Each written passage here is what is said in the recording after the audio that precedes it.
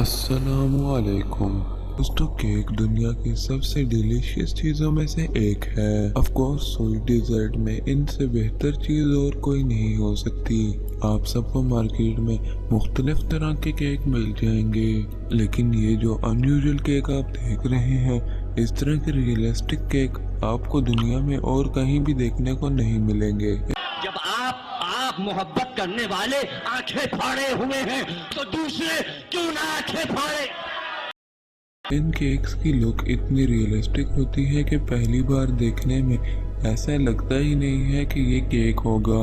ये master chefs इन cakes को बनाते हुए हर सिंगल डिटेल का ख्याल रखते हैं ताकि ये बिल्कुल रियल नजर आए। ये शेफ्स किसी भी चीज़ को एक केक में बदल सकते हैं। दुनिया में बहुत सारे ऐसे माहिर शेफ हैं जो कि इस तरह के केक बनाते हैं कि ना ये सिर्फ दिखने में कूल लगे बल्कि खाने में भी बहुत टेस्टी हो।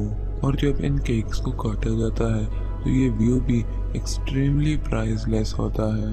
ये cakes really piece of art हैं। अगर आप ऐसी मज़ीद वीडियोस देखना चाहते हैं तो हमारे YouTube चैनल को सब्सक्राइब करें। बराबर में जो बेल का आइकन है, इसे दबाने से आपको हमारी हर आने वाली नई वीडियो की नोटिफिकेशन सबसे पहले मिले। तेरे पास कोई और रास्ता है?